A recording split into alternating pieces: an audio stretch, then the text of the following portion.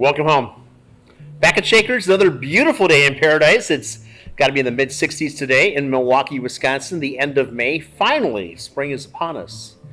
We are very fortunate today to have a very good friend of the house here. Evan is going to spend a little time with us and speak about cabbages, kings, and who knows where we're going to go. Never know. Evan, welcome home. Nice to be here. Great to have you. So, what's on your mind today? I have no idea. What's on my mind today? Oh, by the way, this is an amazing Manhattan. Can I tell Bree that I... Please do. Bree! Amazing Manhattan, thank you. Sorry. Small interruption there. All part of the process here at Shakers. That's all wonderful. So I'd like to talk to you. Obviously, you're an economist, you're a banker, you're an engineer, you're many things, but primarily you are known for your work in the economic world, at least of late. Yes, I am. Would you like to carry that forth a little bit and talk about some of that? Frankly, no, but okay, if you insist.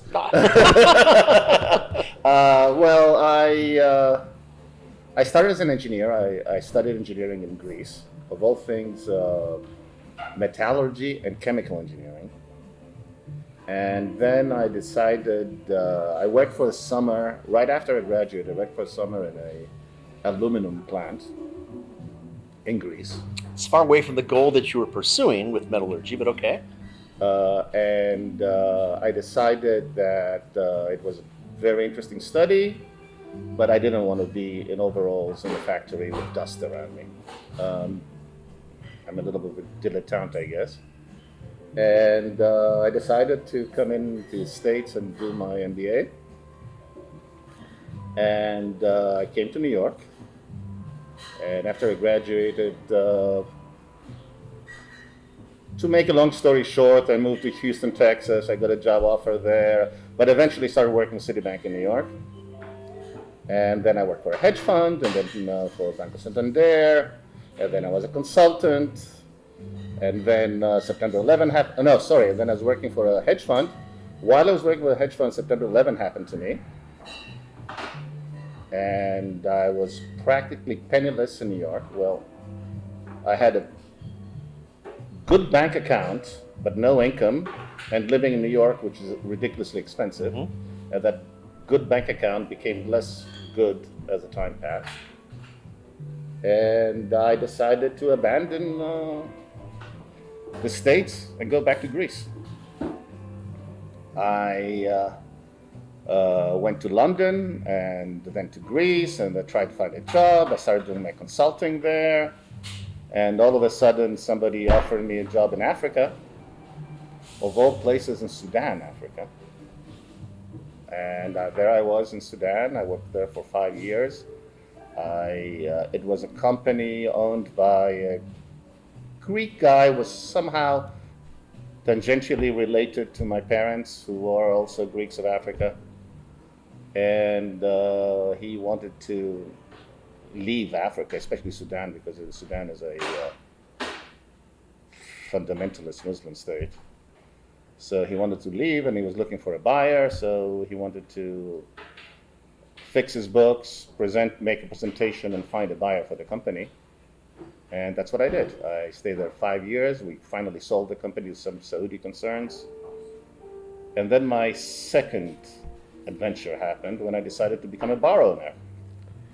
That was about the time when the south of Sudan was declaring independence. So I went to the south of Sudan and opened a bar, which was very successful, but the situation was very weird there because tribal fights, people dead in the streets every day. I have lots of stories of these. I consulted with the Central Bank of South Sudan. I tried to teach them what is money. I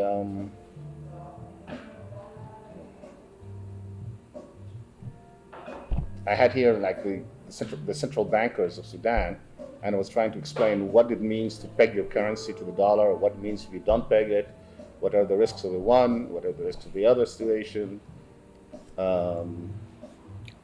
There was an oasis in South Sudan, which was the American Recreation Center, owned by the American Embassy. So you drove through this dust road, and you entered this big wall, and inside there was a big swimming pool, somebody doing cooking hot dogs on the barbecue, and a big screen playing American football in the middle of in the middle of South Sudan. So yes, I had an interesting experience. Not profitable at all, but interesting. What else can I say? Came back to the U.S., joined the NSA. My ex-wife. I was after I left South Sudan, I was sick with malaria. I almost died.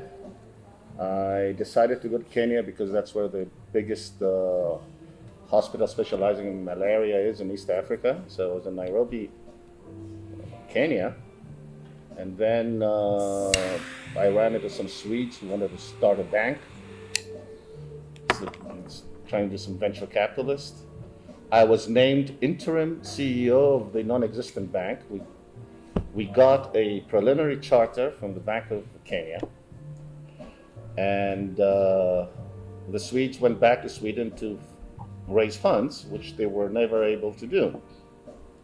So here I was in Kenya, Nairobi, living in a squalid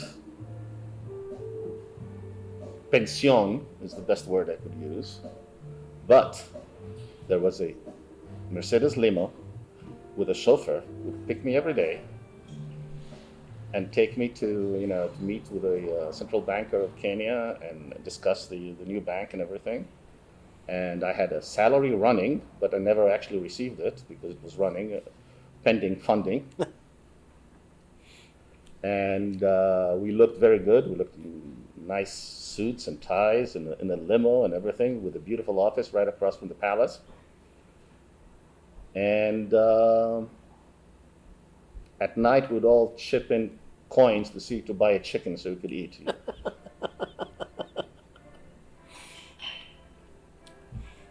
Stories, nothing but So stories. appearances aren't everything, apparently. Yeah, absolutely. And then you got yourself, you're back in New York, right?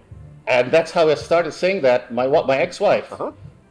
a good friend of mine from Greece, who knew my situation, called my ex-wife in New York and says, "Evan is dying in Kenya. What are you going to do about it?"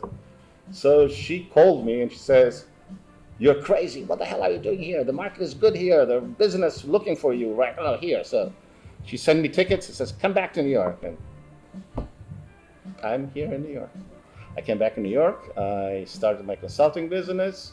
I got one job in Denver, Colorado. The second consulting job was in Milwaukee. And 6 months later, they called me back and says, "We want to hire you." And here I am in Milwaukee. Well, good for us. I'm not sure how it is for you, but has to be quite an adjustment after the places that you've been, the things that you've seen. Well, Greeks say home is where your bed is. I believe home is where your favorite bar is. So here I am in Milwaukee, and this is my home now. Very cool. So we're drinking now a little Buffalo Trace today. You got that both in your Manhattan. I'm just having it neat. Thoughts on the bourbon world? I love bourbon. I was always a Scotch drinker, and then I moved to bourbon, and I love bourbon.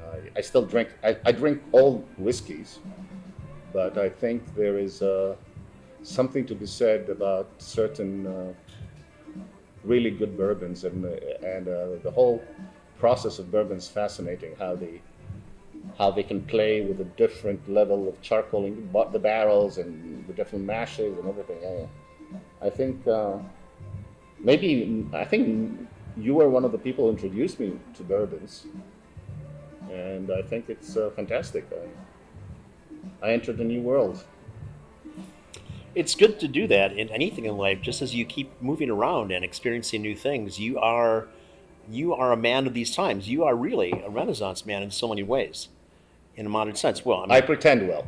Well, perhaps. See, I wore a jacket today to hide my well. to hide my belly. That's the only reason I did. I'm familiar with that. So, well, here we are. Cheers. Cheers. So as a man who's seen much of the world and still goes back in frequency, you go back to New York, you're back to Europe.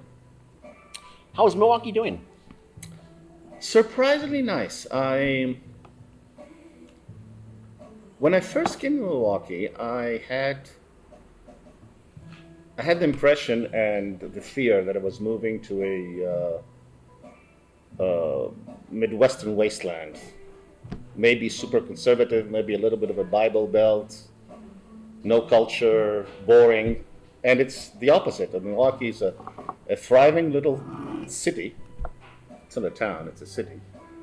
And it has a culture of food and beer, of course, beer. Everybody knows about beer and cheese and sausages, but there's so much more in Milwaukee about that than that. And it was a very pleasant surprise. And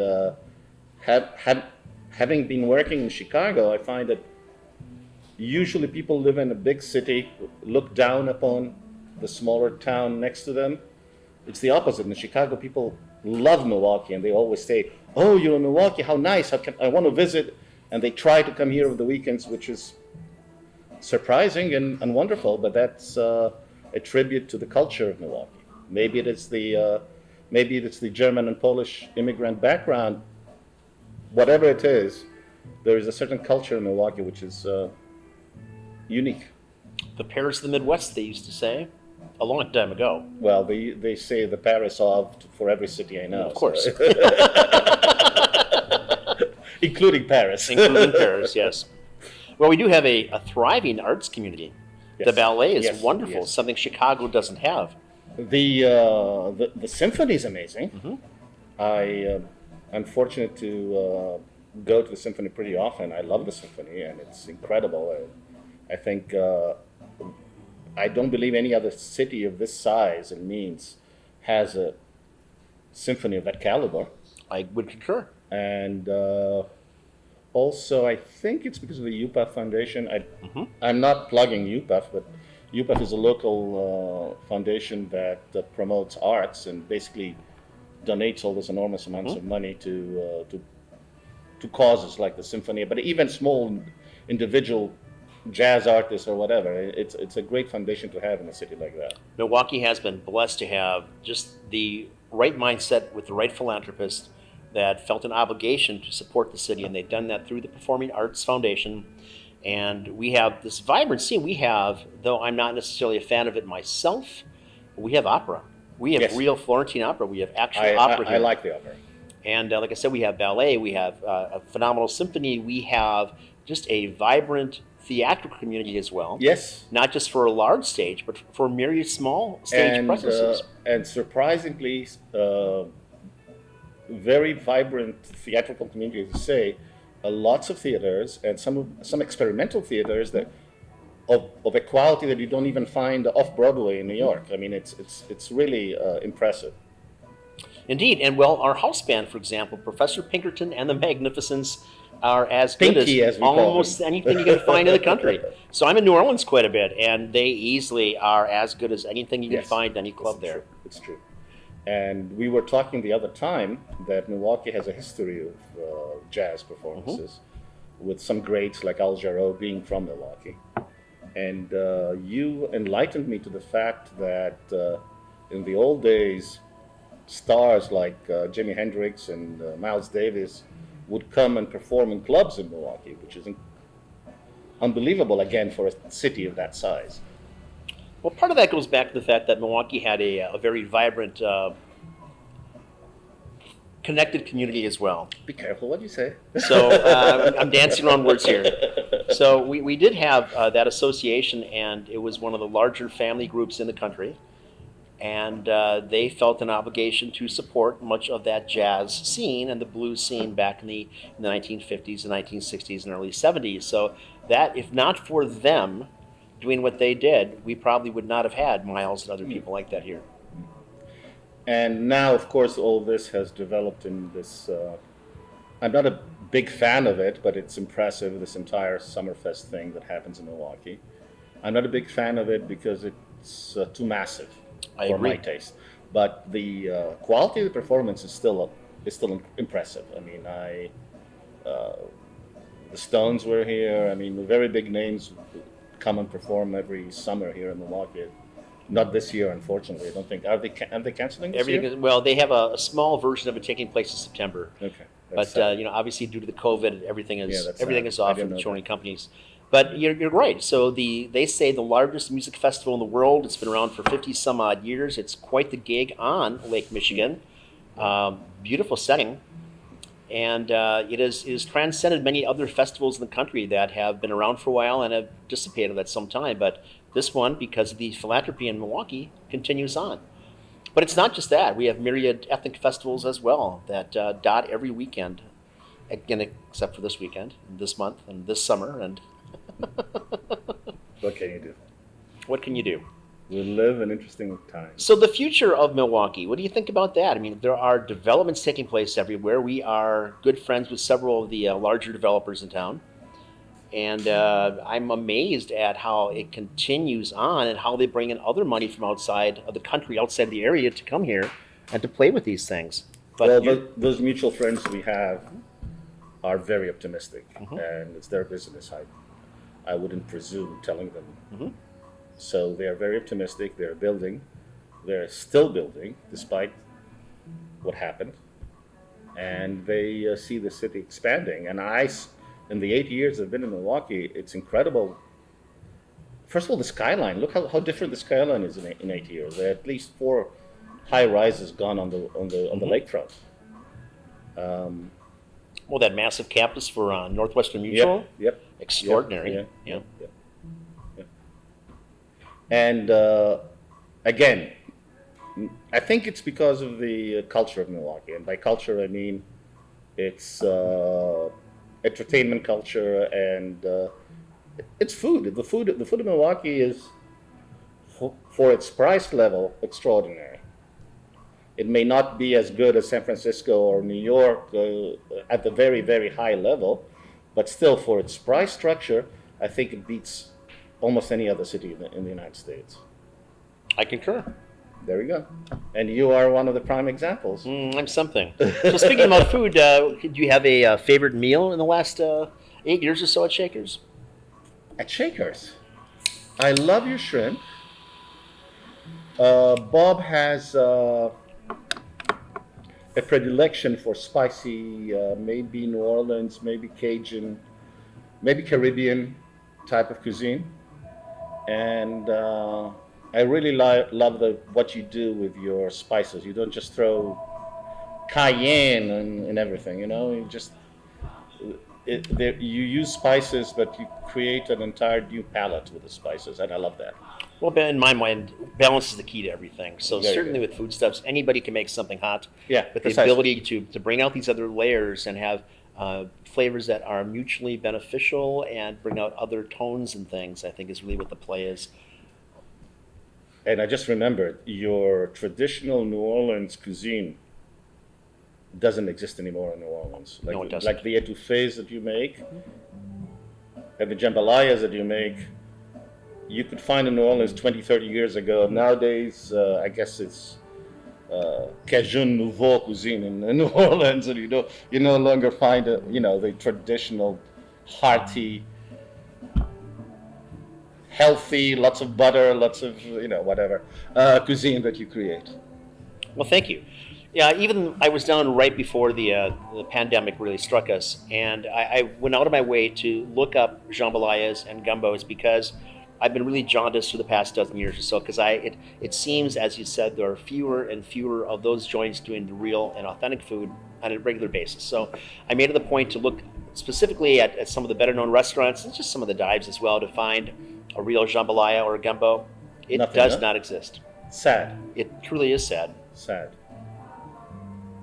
Well, you are the continuation. What's the word I'm looking for? The Dinosaur. continuator. Dinosaur is a good word, The but continuator, if that's a word. well, the fine whiskey, of course, keeps me in the game. I suppose you say that. Oh, yeah.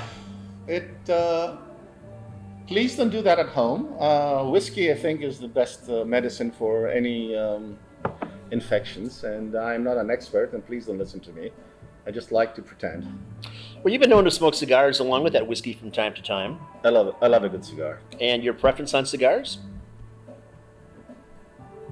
Uh, Cigars produced in an island south of Miami that is well known and adversarial to the United States. I'm a fan of that island, by the way. Get down as often as I can.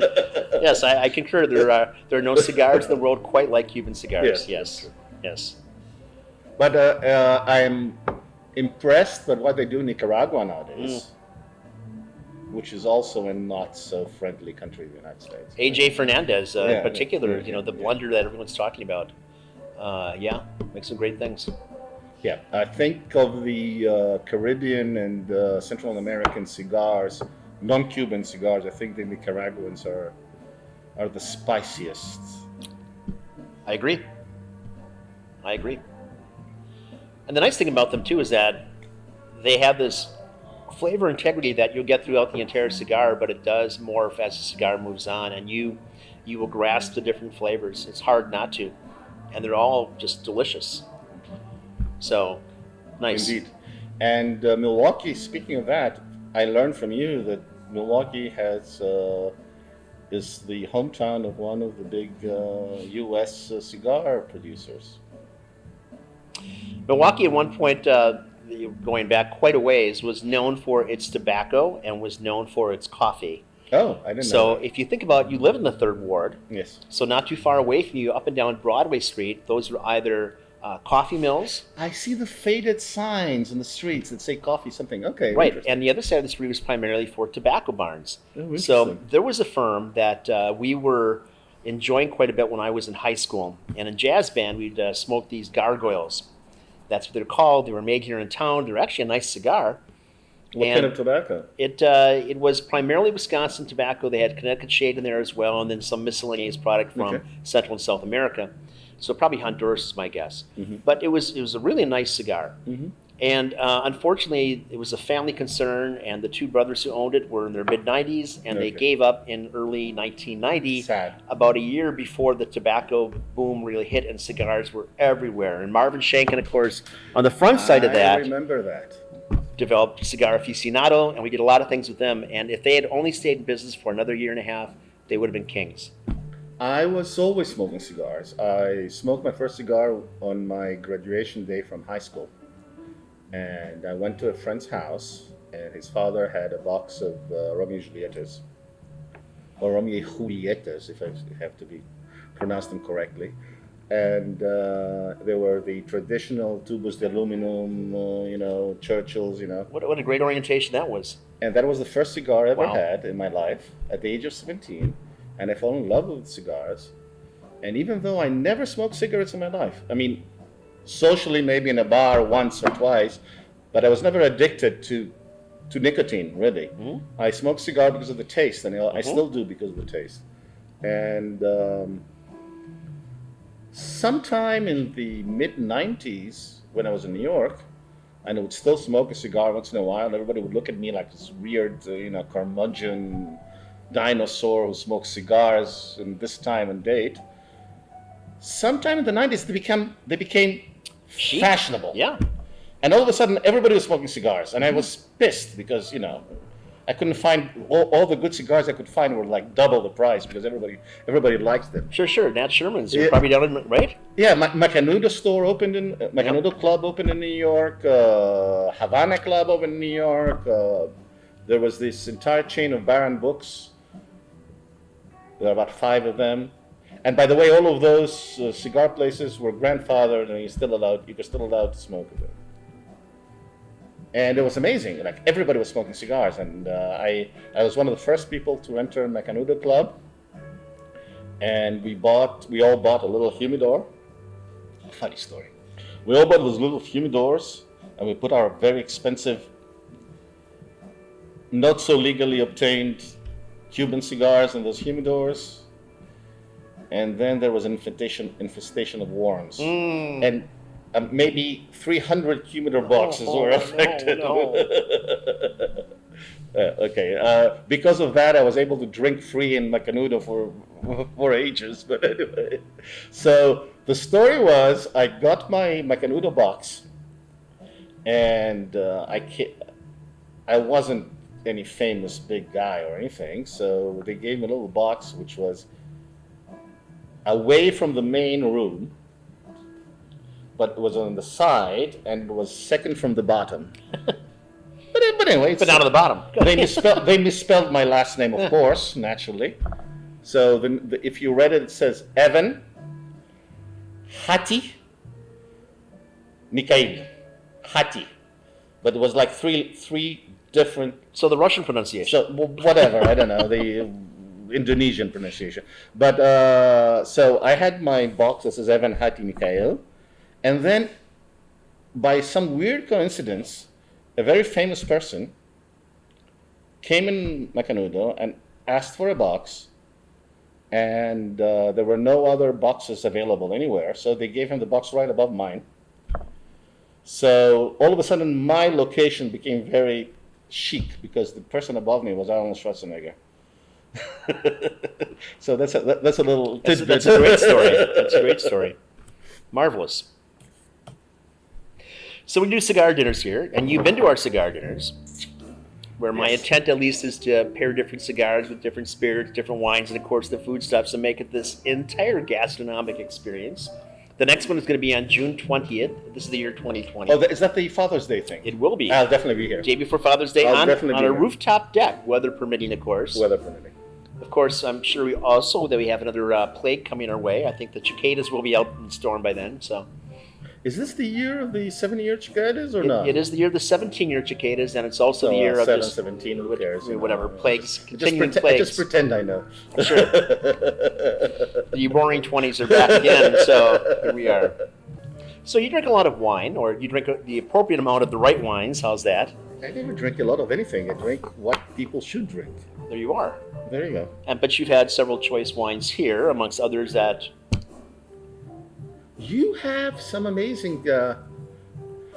You have an old relationship with some of the biggest houses of California wine. I mean, you have some old Opus ones and some really big name California wines that it's now impossible to obtain.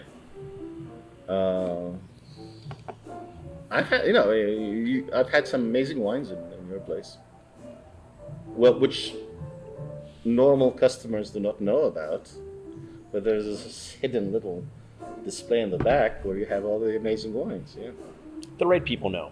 the right people do know, always do. Bravo. And I'm not implying that I'm the right people. No, I'm not implying I'm one of the right people.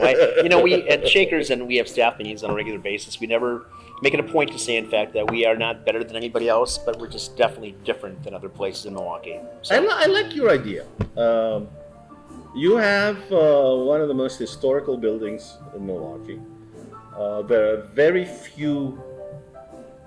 Well, there are a few, but they're counted in one hand. The really old, beautiful,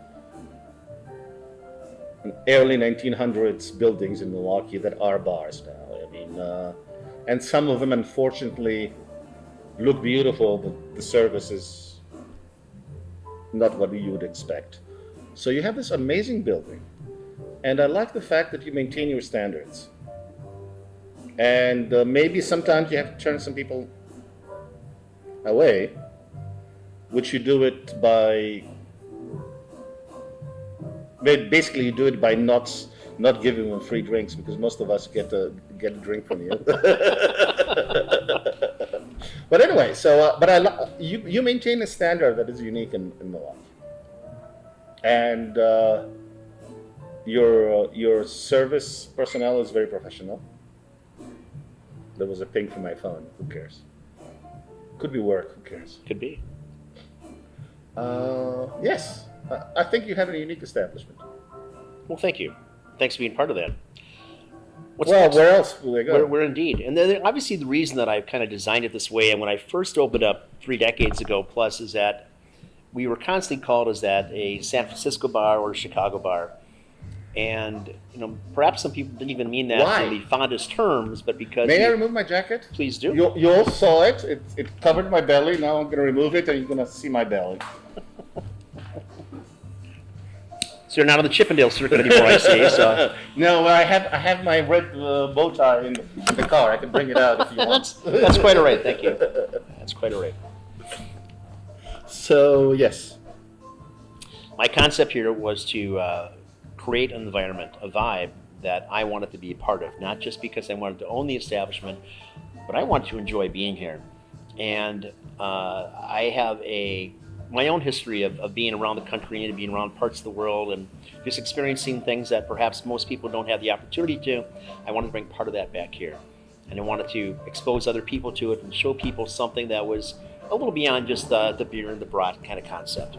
So not to take away from that, I love a good beer and a good brat like anybody else does, but just there's more to life than just that. And that's I agree, and the quality of your clientele is incredible. I've met some of the most interesting people. I've met, one of the top psychologists in Milwaukee. We're not going to mention names here, so you know who I'm talking about. I do. I talk one of the Preeminent spinal spur. yeah, one of the industrial biggest behemoth companies treasurer here, who became a very close friend of mine. I met some of the local politicians. Some of them opposed to your official ideas, but they still come here because they love it. I met some of the giants of real estate in Milwaukee here, and frankly, well, I have this. This happens to me wherever I go. All my best friends I meet in bars, but frankly, everybody I know in Milwaukee, every single person I know in Milwaukee, and by now I know a lot of people in Milwaukee in my 8 years, they are connected either directly to Shakers or to somebody I met in Shakers. So yes, I love it. Have you noticed when I'm in front of a camera, my Greek accent comes up more strong? No, not at all. I think it does. I don't know why. I was planning for this to be my famous debut in Hollywood, but It still might be. I'm failing miserably. It still might be. I think part of that little lilt, that little British lilt, I sometimes don't know comes what through it too. is. Yeah, well, awful. It works, whatever it is. I was going to say though that, from my experience, more deals get done in cigar bars than I've experienced on golf courses, because you're not just playing through on the green. You're not just doing something. You literally have the opportunity to interact with someone, especially here where it's not just a cigar. It's not just the booze. You got food as well. You have this incredible scenery around you. Whether it's my staff that's there, whether it's the other Your clients. staff contributes to the scenery, I have to admit. My staff does contribute quite a bit to the scenery, yes, thank you. We have standards after all. But, I've long maintained that our customers are more interesting than most, are probably better educated than most in the city of Milwaukee. Indeed they are. That holds true certainly for our staff as well. And the ability to have a conversation is paramount. And that's one of the reasons that shows we don't have monitors or TVs here. I want people to converse. No, absolutely. And you can. And you can talk here, which is a lost art. I had some of the most interesting conversations in this bar, some of them with you. And that's part of what makes Shakers home, as you like to say.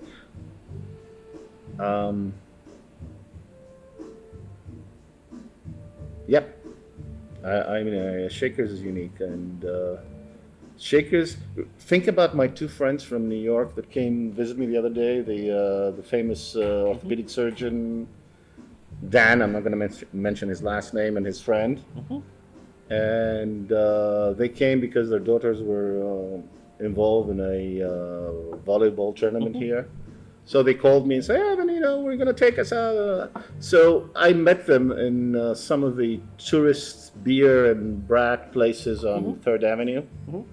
On an old World 2nd or something. 3rd Street. Yeah, whatever. Yeah, that area anyway. Yeah. So they thought, the concierge at the hotel told them that that's the place to go. So they thought that was Milwaukee. So I brought them here, And you remember, they were ecstatic. I do. They still call me and say, hey, when are we going to come back to Milwaukee? Because we want to go back to Shakers. Cuban cigars, real bourbon, absolutely. What's not to like? Yeah.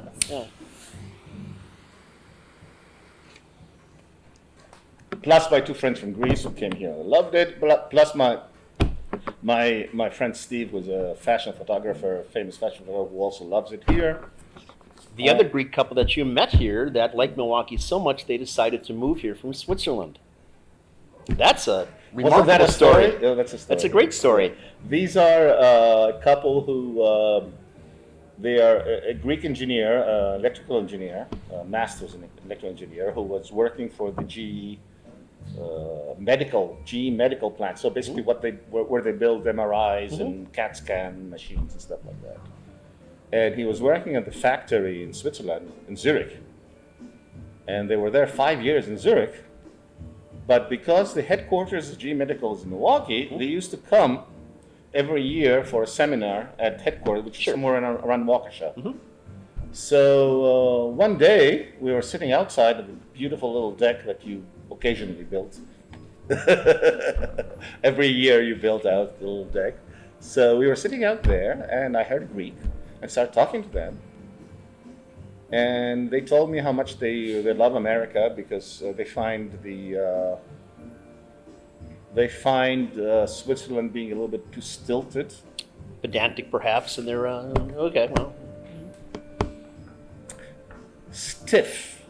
The joke about Switzerland is you walk down the street and you ask them, "Oh, do you have the time?" And the answer, "Yes, I do," and they move on. So they're very.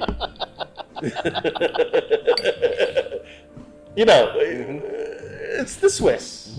That's why they do good, good watches.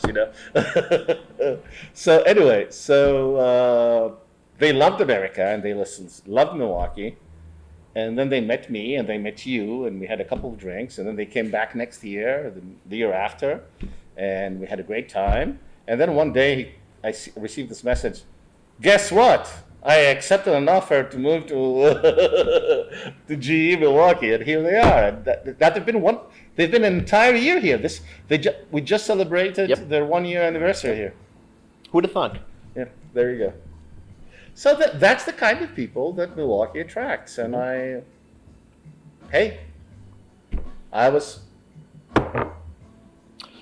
me add some more before the praise. Please. It's nice to see the transformation because Milwaukee was known as a industrial center forever and a day. And certainly machine tools and things of that nature, but just great industry. Obviously, then that became a rust belt. The sense of energy taking place right now and attracting so many people in whether it's architecture or design firms or things of that nature, and certainly anything with computer coding now. We're not a Silicon Valley, but it's become a huge enterprise. But you're close. I think Milwaukee is probably the capital of automation. You have Rockwell, you have Johnston Controls, ABB. Yeah. You have. It's becoming like a little hub here. Mm-hmm. You have, and then you have high technology firms like GE Medical we're talking about, and it's interesting. I think there is a revival in Milwaukee. Mm-hmm. I'd agree. I would agree.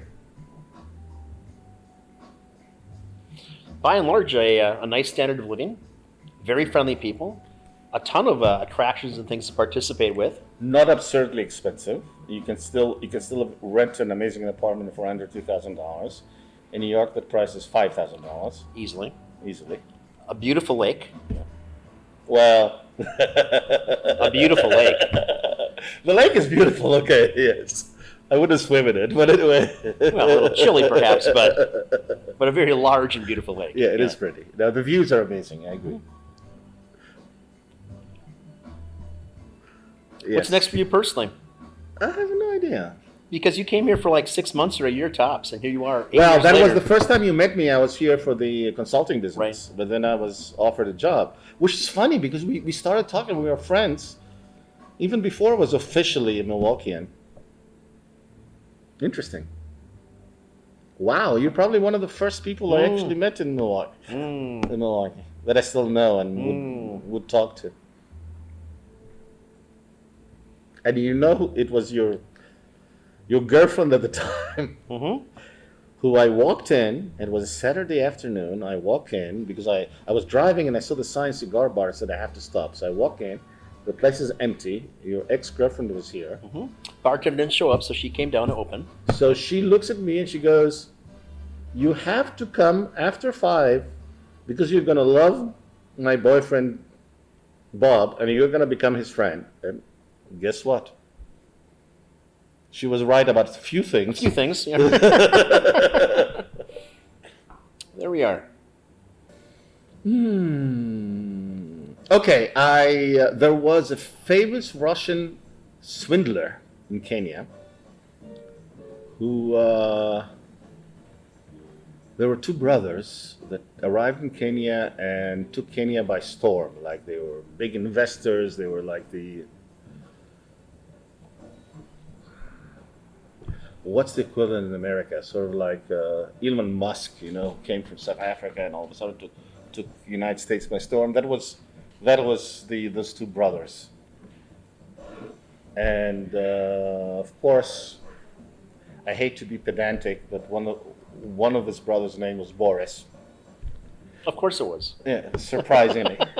So apparently I looked like him. Okay. So every single bar I would go in Milwaukee, in Nairobi, they would come rush at me. Hey Boris, how are you? So I would milk this, of course. Well, you speak some Russian, don't you? Yeah, spasiba, basic words, Хорошо. But anyway, so that was funny. Then the other funny story I had in Kenya is that I started dating this girl who apparently was the hottest new soap opera star on TV. So everywhere I went with her, people go, photographers will show up, I'll try to hide. So there is a picture, I'll try to find it. There's the one of the biggest newspapers. Oh shit, what's the name of the newspaper? It's owned by Aga Khan. One of the biggest newspapers in Kenya had in the front page had a picture of her and me doing like this. And who is this mystery man? Who is the mystery Muzungu? Muzungu is basically a euphemism for white. Who is the mystery white man dating our sweetheart? Nice. Put that on your resume. Yeah, That's, nice. The mystery Muzungu, that's me. What happened to her? I have no idea. I had to leave. I had to leave urgently. And okay, another story. When you arrive in Kenya, you get a visa. You get a temporary visa. You pay like $50 US, and you get a temporary visa that is for 3 months. Okay. So you can stay 3 months in Kenya. You cannot exceed that, or you're illegal. When I arrived in Kenya, I was sick. I was planning to stay a couple of weeks at the hospital. Long story. I'll tell you about the malaria story. I'll tell the malaria stories another day and the hallucinations because of the drugs they gave me. Among them, chloroquine. So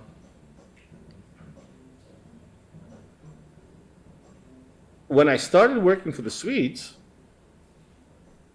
our Kenyan lawyer says, "Don't worry, we'll apply for extension because you're going to be working here. We're going to give you a permit. We signed those contracts with everything." And apparently, in order to submit those applications, there was a fee involved, a corporate fee, which wasn't pretty substantial. We're not talking about thousands of dollars. We're talking about something like $600-700. But the effing Swedes, who were penniless and they were trying to start a company and they were fundraising and the millions would arrive every day, never paid for the application fee. So I was under the impression this application fee was done. So apparently I was illegal in Kenya past the 3 months, and I stayed in Kenya almost a year. I stayed in Kenya about 10 months, almost a year.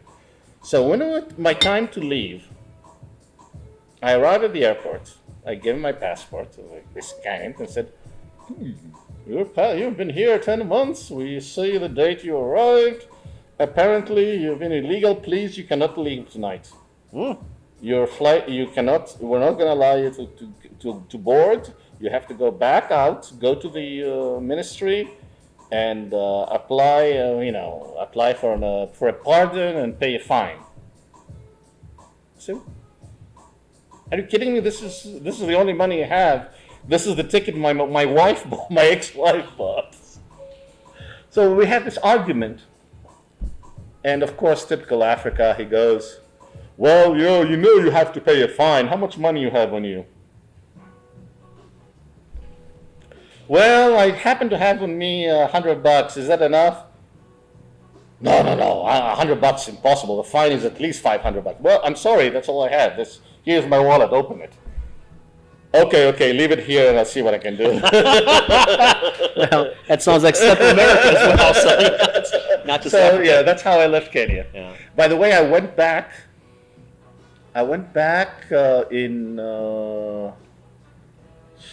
2015. I went back as a visitor, as a tourist, and I had a great time because I met all my old friends. And but when I went back, I was afraid that when I go in, Sure. they'll check. No problem at all. None at all. Good to hear. There you go. I had Yeah. a good time. I showed you pictures. Indeed. Very good time.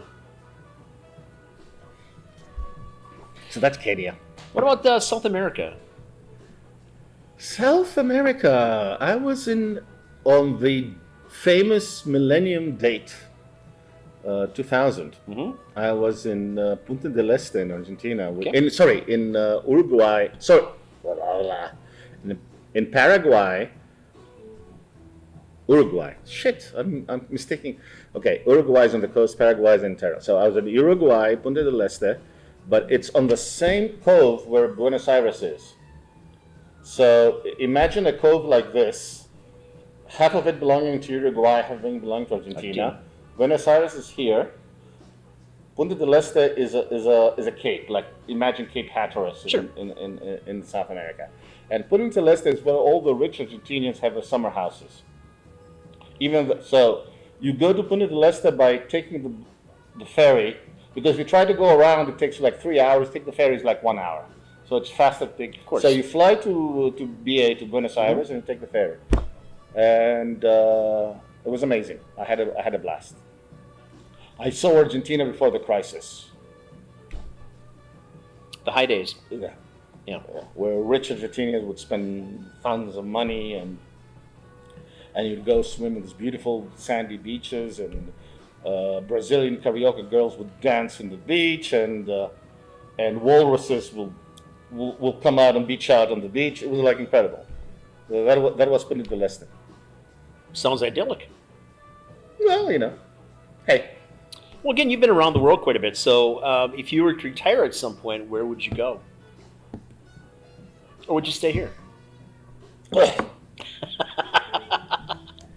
I love Milwaukee. I would try to maintain a pied-à-terre in Milwaukee.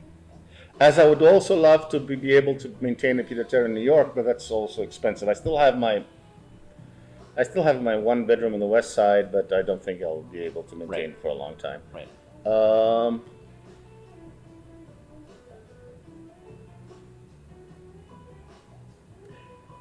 Greece is convenient for me because I know the language and everything, but I think Europe is ideal for an American retiree. The biggest retiree country, expat retiree country for Americans right now is Panama.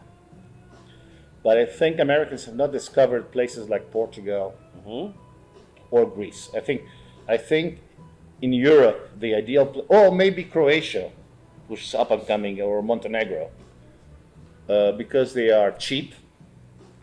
They have an agreement with the United States, so you pay, if you make income under $60,000, you don't pay taxes. You don't pay American taxes. You only pay whatever local taxes you pay there, which is nothing.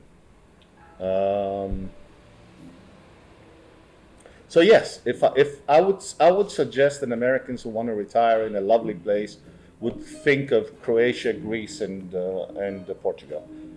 and they're lovely. And because I know the language and I know the people, and I'm Greek, whatever that means. I'm not from Greece, by the way. I'm Greek. Well, you speak several languages, though, so you'd be comfortable as well in the Caribbean. My Portuguese is awful. Okay. My Spanish is okay. I can, you know. But yeah, I think I'll probably go. I have a little apartment. I have an apartment in Athens, which is where my mother used to live. I have a friend of mine staying there. I'm looking to find a But nice. you would not want to retire to Athens. No. But if you're in Greece, you want to have a pied a terre in Athens, because that's where, you know. Sure. If you're sick and you want a good hospital, you have to go in Athens. Right. Okay? So I'm looking for the criteria I'm looking for is a big island, because I love the small islands, but you don't want to be over a certain age, Right. where there's only one doctor who basically, you know, doesn't know how to, you know. Right. So you want to be in a big enough island that has infrastructure. So frankly, I've seen a couple of beautiful. I mean, with my girlfriend, we've visited some of the big islands and that I haven't visited before, and like Rhodes is wonderful. Naxos is wonderful. I fell in love with Syros lately. So these are big islands with big populations, with big hospitals, with big infrastructure, where if I want a foie gras, I can find foie gras, which is very important. No foie gras, no island. Cuisine, absolutely. No foie gras, no island. I do understand that, yeah. So yes, chances are that I'll probably retire in Greece. Okay. But I will maintain some United States abode, and why not Milwaukee? I mean, I love Milwaukee. Why not? Yeah. Really good wines in Greece, by the way. Not the ones necessarily which come here. That's very interesting, because I subscribe to some of the big wine pamphlets or newsletters. The word I was looking for. And one of the biggest wine promoters in London. He has been through now the COVID area. He's been running certain promotions for certain wines. So he's running promotion for Spanish wines, Argentinian wines, Chilean wines, South African wines, great wines. And he said, and he would run those advertisements for wine tastings, and maybe 4 or 5 people showed. And he ran a tasting for Greek wines, and he said it was sold out in 5 minutes. So there's a big interest in Greek wines. People are discovering those amazing Greek whites, which are incredible, like Moscofilero and Assyrtiko and Malagousia, which are incredible white wines. But I think they're now starting to taste the Greek reds. Greek reds are harsh. Okay, time out. The traditional Greek local vines, like Xinomavro, they're harsh wines. They are the same way that Zinfandel was in the United States 50 years ago. Sure, like the original Primitivos before they were exactly. gentrified, right? So right now, the new educated vintners in Greece are creating blends of, let's say, Assyrtiko with Cabernet or Syrah or Petit Syrah, and those blends are incredible. And sometime they will be able to create pure Greek varietals. Sure. So usually, as any wild grape, they're a little harsh, they're a little bit tannic, but they're incredibly aromatic. So if you manage to tame that aroma into a more noble type of grape, you create incredible reds. Well, even Sicily has got some really good wines that seldom get here. Sicily is incredible. Yes. Sicily is incredible. By the way, certain villages in Sicily right now, because of COVID, they're advertising they will pay 50% of your vacation if you go there for this year. Something for you to think. Something to think about. Is the family still active in Sicily? No, not my family. No one knows. Maybe your family. You know more about no. connected people than I do. I read a lot, that's all. Yes, apparently you do.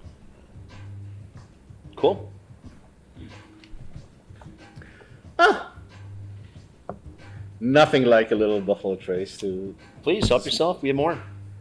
Yep. Yes, I will. May I? Please do.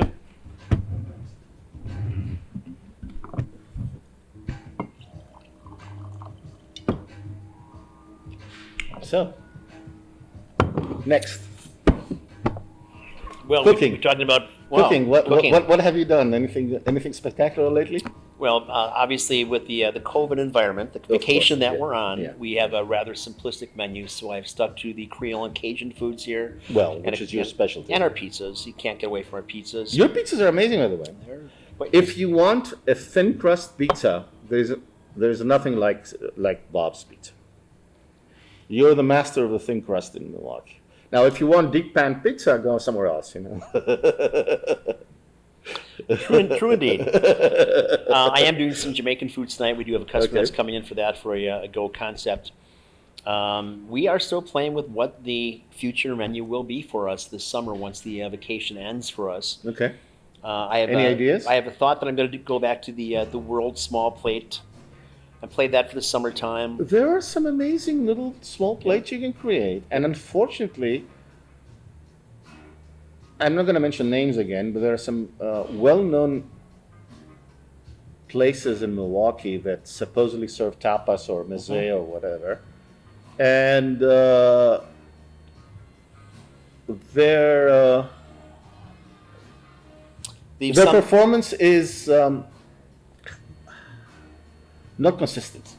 And meager at best. No, some plates are amazing, Right. but the average plate is not. Right, and their pinchos, I think, are terrible, by the way. Yes. So, yeah. Yeah, you go in a famous place, you pay a lot, and you get 10 plates, of which 2 are great, and the rest are below average. Correct. Yeah, which is sad. I mean, anyway. And so far below that, it destroys the entire experience, and it takes the polish off those 2 exceptional things that they had done. So anyway, we'll play with a variety of things. So for many years, we were known as the World Cafe at Shakers. So this gives you an opportunity to play with a couple of things, and it's summertime, and it's the reacquainting period for people to get accustomed to us and just going out in general. So less structure, I suppose, is what I'm looking for. But I like the idea of the small plate because it can even serve as a bar food too. And you have a lot of people coming, having a couple of drinks, and they want like a quick snack. And you know me, I go for olives and anchovies, but We have some decent olives here. your hummus is amazing, by the way. Thank you.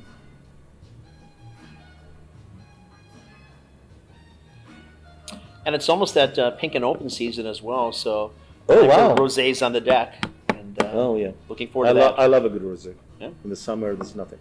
To me, it's the French Coca-Cola. A good Provençal rosé or Bandol. South of France, northern Spain, there's no replacement for summer wines. Nothing. Yep. Nothing like that. I love a good rosé. I have a few rosé, and I have a friend in New York, Greg, who now, by the way, lives in Barcelona. So Greg is the guy who introduced me to South of France and rosé. So one year we were sitting in this bar, and he goes, "Oh, this is going to be my 8th year in Saint-Tropez. You want to come with it?" So that year, 20 of us flew to Saint-Tropez. And Greg was the master because they call him there Gregoire. Actually, I'll have him watch the video right away. So they call him there the Gregoire. And everybody knew him. And that was the first of my 7 years in a row that I went to Saint-Tropez. And I was able to visit some of the vineyards, some of the Bandol vineyards, and some of the Provençal rosé vineyards. Chateau d'Yquem, which is prohibitively expensive now. Our favorite at the time was Chateau Minuti, which was at that time was like half the price of. Is that a Barzac or was that a Yquem? Or a Sauterne, rather? No, it's a Côte de Provence rosé. Okay. It was at that time was like half the price of D'Yquem. Sorry, what I'm saying D'Yquem, I'm talking about D'Yquem is the Sauterne. Shit. I'm talking about No wonder you've been looking at me and saying, "What the hell is he talking about?" No, I'm talking about Domaine Dot. So Domaine Dot is the premium rosé of Provence. But right now, a bottle of Domaine Dot is like $70, $80, which is ridiculous to pay $78 for a rosé. Okay, Minuti back then, you could buy a beautiful Minuti, which was as good as a Domaine Dot for like maybe $20. Now Minuti is reaching 30, 35, $40. So maybe there are probably other new, that I don't know about. Right. You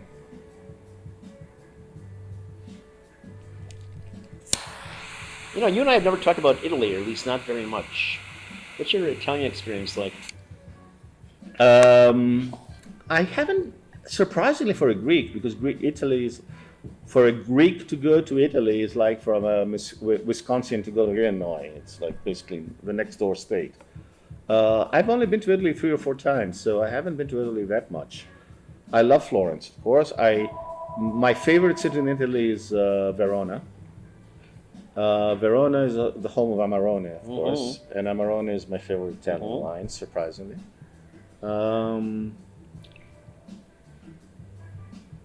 I ate donkey for the first time in my life in Verona. Mexico for me, but okay. They call it asino, which is like little ass, and they make it in a stew, and it's very tasty.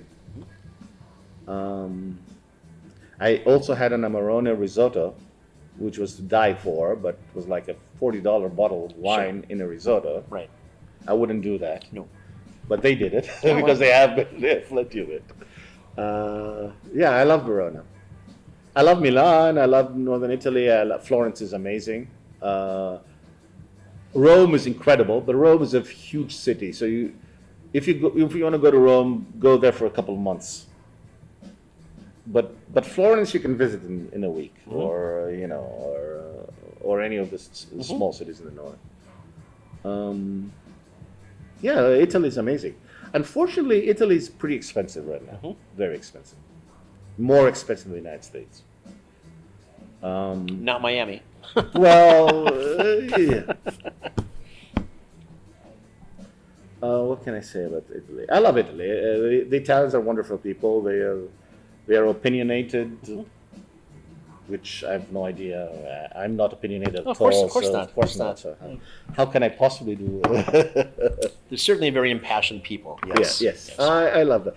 One of the most amazing experiences I had when I was driving. I was driving from Verona to Milan, so it's probably maybe an hour and a half drive. So every 20 minutes, my friend who was driving would say, "Oh, do you want to stop for a little coffee?" I said, "Sure, let's stop." So they have these little places on the highway.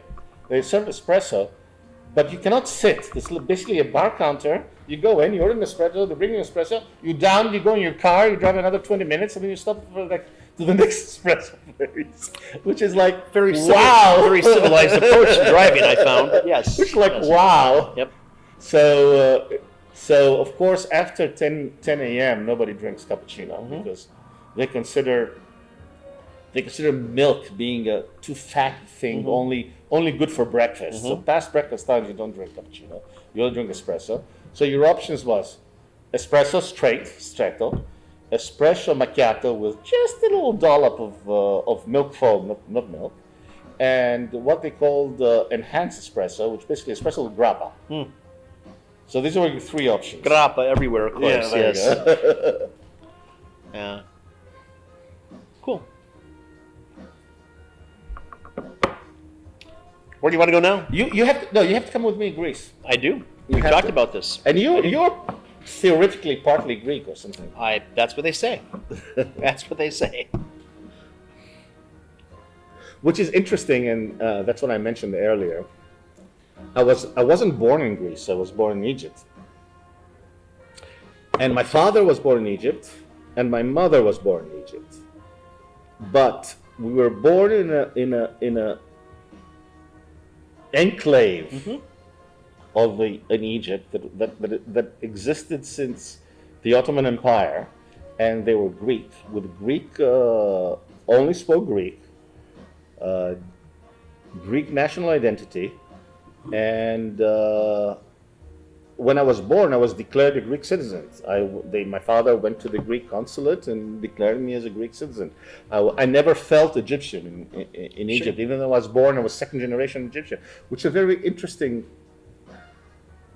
mentality. And there is a famous Greek orator.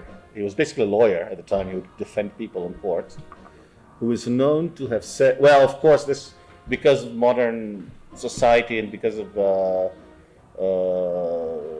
political thinking, and now he's become very famous.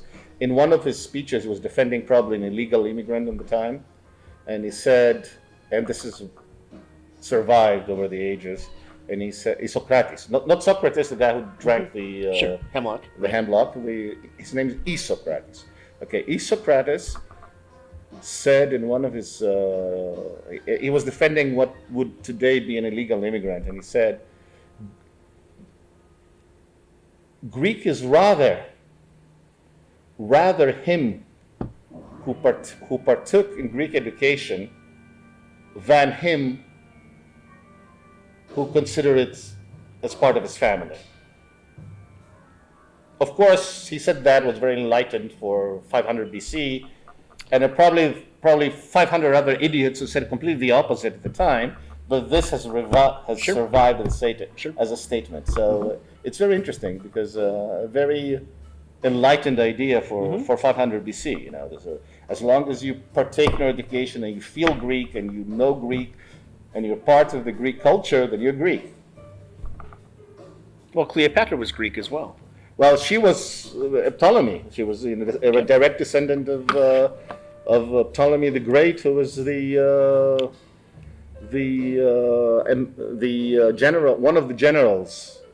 That when Alexander the Great died, he left his empire to 7 generals, and Ptolemy was the guy who took Egypt, and she was direct descendant of Ptolemy. So, yes, she spoke Greek, and she was a direct descendant of Ptolemy. So, yes.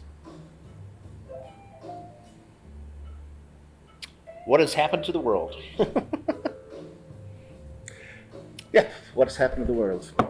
But think about this argument now, that it's a very modern argument. As long as you come to the United States and you get an American education and you understand the culture of America, you are American. American, right? It's a very it's an incredible enlightened thought. I'm sure, of course, because we remember Socrates because he said that, and probably there are 20 other opposing him at court that said the opposite, but but it doesn't matter. It was still a very enlightened thought for 500 BC. It is. Well, of course, in America we have the prefix that goes along with many people that are here as Americans, but yes. Excellent. This has been fun. I hope we can do this again. Like what, in front of a camera? Absolutely. No, absolutely not. Perhaps the penthouse, but maybe we'll get some of the girls involved as well. We'll get the Shakerettes to sit in at the next one. Okay. Excellent.